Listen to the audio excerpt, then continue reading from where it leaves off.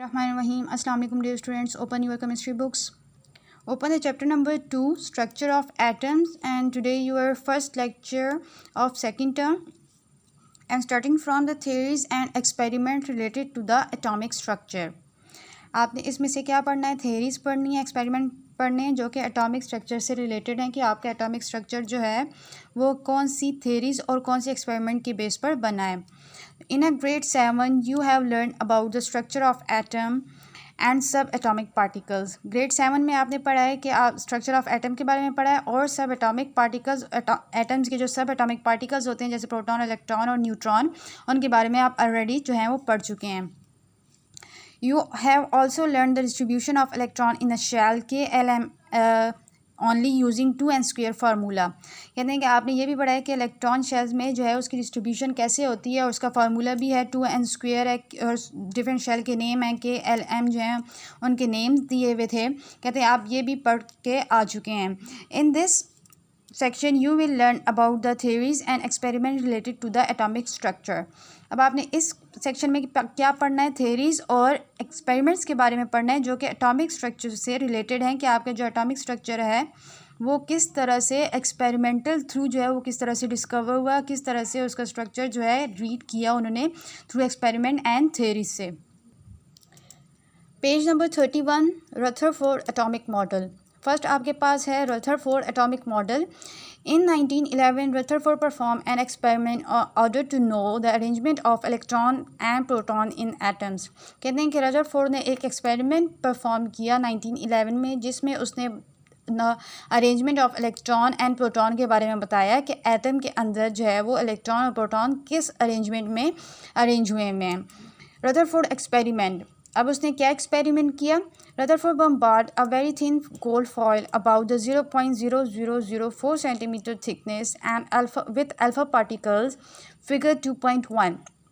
कहते हैं कि रदरफोर्ड ने थिन गोल्ड फॉयल लिया जो कि इस फिगर में आप देखें फिगर 2.1 में एक गोल्ड फॉयल नज़र आ रहा है आपको, यहाँ पे मेंशन भी है. कहते हैं कि ये लिया और इसके ऊपर इन्होंने अल्फ़ा पार्टिकल जो हैं वो बम्बार्ड किए और उसकी थिकनेस कितनी थी?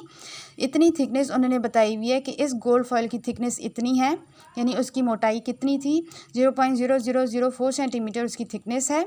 एंड देन उन्होंने क्या किया? अल्फ़ा पार्टिकल इस पर बम्बार्ड किए. यहाँ से आपको एरोज नज़र आ रहे हैं और उस एरो क्या बता रहे हैं कि इस पर डिफरेंट अल्फ़ा पार्टिकल्स जो हैं इस गोल्ड पे डिफरेंट डायरेक्शन से बम्बार्ड हो रहे हैं. Helium, he used alpha particles obtained from the disintegration of polonium. Alpha particles are helium nuclei that are double positive charge He++. अच्छा, He जो है वो आपके पास क्या होता है? हीलियम का सिंबल है.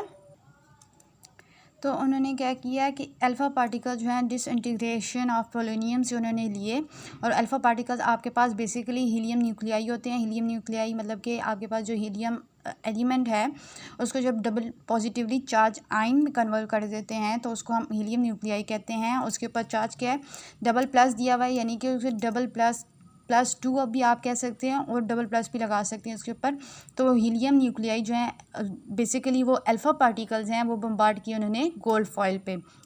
Most of these particles pass straight through the foil. इसमें से बहुत ज़्यादा पार्टिकल्स वो कहते हैं कि स्ट्रेटली जो है वो पास आउट हो गए हैं इस फॉइल से. जैसे कि यहाँ से एक एरो नज़र आ रहा है और ये यहाँ से देखें 3-4 एरो जो हैं वो स्ट्रेटली यहाँ पे फ्लोरेसेंट स्क्रीन पे यहाँ पे नज़र आ रहे हैं आपको, डिफरेंटली हिट हुए हैं. और कह रहे हैं कि इसमें क्या कह रहे हैं कि most of the particle pass straight to the foil. इसमें से मोस्ट ऑफ द पार्टिकल्स जो हैं वो फॉइल से स्ट्रेट अप होके चले गए आगे की तरफ.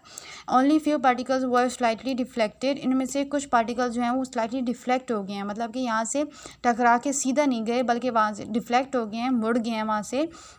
But 1 in 1 million was deflected through an angle greater than 90 degree from their straight path. कहते हैं कि कुछ जो है इसमें से अल्फा पार्टिकल्स 1 in 1 million यानी कि 1 मिलियन अगर आपके पास पार्टिकल्स हैं तो उनमें से एक पार्टिकल जो है वो डिफ्लेक्ट आउट हो गया है, वो स्ट्रेट नहीं गया इस गोल्ड फाइल से और उसका एंगल क्या था? ग्रेटर देन 90 डिग्री से वो ग्रेटर था.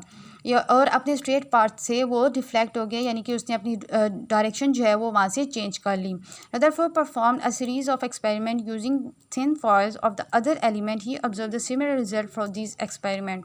कहते हैं कि रदरफोर्ड ने जो है वो डिफरेंट एलिमेंट्स लिए हैं। यहाँ पे अगर इन्होंने हीलियम न्यूक्लियाई लिया और पोलोनियम को डिसइंटीग्रेट किया उन्होंने, और अल्फा पार्टिकल्स यहाँ पे इन्होंने बम्बार्ड किए गोल्ड फाइल पे। कहते हैं इसी तरह से डिफरेंट और अदर एलिमेंट्स इन्होंने लिए और बम्बार्ड किए और इनको यही रिज़ल्ट मिला कि सेम रिज़ल्ट मिला। कुछ पार्टिकल्स जो हैं वो स्ट्रेट गोल्ड फॉइल से स्ट्रेट आउट हो गए हैं और कुछ जो हैं वो डिफ्लेक्ट हो गए हैं ग्रेटर देन 90 डिग्री से। कहते हैं कि इन्होंने एक्सपेरिमेंट परफॉर्म किया और डिफरेंट अदर एलिमेंट्स पे भी इनका यही रिज़ल्ट आया।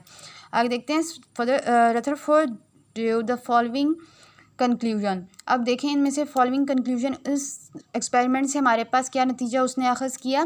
Since the majority of the alpha particles passes through the foil undeflected, most of the space occupied by an atom must be empty. Rutherford का जो फर्स्ट कंक्लूजन था उसमें से ये बताया हुआ है कि मोस्ट ऑफ द मेजॉरिटी जो अल्फ़ा पार्टिकल्स हैं वो पास आउट हो गए हैं, वो अनडिफ्लेक्ट थे। यहाँ से देखें अल्फ़ा पार्टिकल उन्होंने एक, या ये एटम है, एटम के अंदर न्यूक्लियस है, न्यूक्लियस के अंदर क्या होते हैं, न्यूट्रॉन और प्रोटॉन होते हैं, एंड देन जो रिवॉल्व कर रहा होता है वो क्या होता है, आपके पास इलेक्ट्रॉन होता है। कहते हैं कि एटम जो है वो एक, इससे हमने अल्फ़ा पार्टिकल्स इस पर बम्बार्ड किए तो कुछ जो अल्फ़ा पार्टिकल्स हैं वो डिफ्लेक्ट हो गए हैं और ज़्यादातर इसमें से अल्फ़ा पार्टिकल्स की जो आपने रेज अप्लाई की थी उस पर वो जो है वो पास आउट हो गई हैं। कहते हैं कि इसमें से एटम का जो मेजॉरिटी ऑफ द स्पेस इनके अंदर है वो क्या है, वो आपके पास फ्री है, एम्प्टी है। मीन्स के बीच में उसके न्यूक्लियस है ना, यहाँ से अल्फ़ा पार्टिकल अगर इसके साथ टकराएगा तो वो वापस यहाँ से डिफ्लेक्ट हो जाएगा, लेकिन मोस्ट ऑफ द लाइंस यहाँ से पास आउट हो जाएंगी। इसलिए उन्होंने कहा है कि जो आपके पास जो एटम है उसका मेजॉरिटी जो स्पेस है वो आपके पास क्या है, वो एम्प्टी है। सेकेंड पॉइंट है the deflection of the few alpha particles through the angles greater than 90 degree shows these particles are deflected by the electrostatic repulsion between the positively charged alpha particle and the positively charged part of the atom। Second point में वो कह रहे हैं कि इसमें से आपके जो हैं फ्यू पार्टिकल्स जो हैं उनका एंगल जो है वो ग्रेटर था, जिन्होंने जो पार्टिकल्स डिफ्लेक्ट होके आए हैं। यहाँ से अगर अल्फ़ा पार्टिकल ने बम्बार्ड किए, यहाँ पे क्या है हमारे पास न्यूक्लियस जिसमें न्यूट्रॉन एंड प्रोटॉन है, उससे वहाँ से ये रिफ्लेक्ट बैक हो गया और इसका एंगल जो है वो 90 से ग्रेटर है। और वो कह रहे हैं कि यहाँ पर जो है किस वजह से ये डिफ्लेक्ट हुआ, इलेक्ट्रोस्टैटिक रिपल्शन किसे कहते हैं, दूर होना, यानी कि एक दूसरे को रिपेल कर रहे होते हैं। किस वजह से, यहाँ पे हीलियम, इन्होंने अगर अल्फा पार्टिकल आपके पास हीलियम है तो उसके पास चार्ज क्या है, प्लस चार्ज है, और यहाँ पे भी एक तो न्यूट्रॉन है, न्यूट्रॉन के ऊपर तो न्यूट्रल चार्ज होता है लेकिन प्रोटॉन के ऊपर पॉजिटिव चार्ज होता है। हीलियम और प्रोटॉन जो है इन दोनों के चार्जेस पॉजिटिव हैं, ये आपस में एक दूसरे को रिपेल करेंगे, दैट्स वाई यहाँ से बैंड आउट होके आ गया, जिसका एंगल जो है वो 90 डिग्री से ग्रेटर है। तो इनके दरमियान क्या है, एक आपके पास इलेक्ट्रोस्टैटिक रिपल्शन भी आ जाएगी पॉजिटिवली चार्ज की वजह से, दैट्स वाई वो क्या कर रहे हैं, रेज जो है आपके पास डिफ्लेक्ट आउट हो गए हैं। Massive alpha particles are not deflected by electrons. Third point में बता रहे हैं कि आपके पास जो ज़्यादातर जो अल्फा पार्टिकल्स होते हैं वो डिफ्लेक्ट नहीं होते इलेक्ट्रॉन की वजह से, जो आपके पास इलेक्ट्रॉन है, क्योंकि हीलियम जो है वो पॉजिटिव चार्ज है और आपके पास इलेक्ट्रॉन जो होता है वो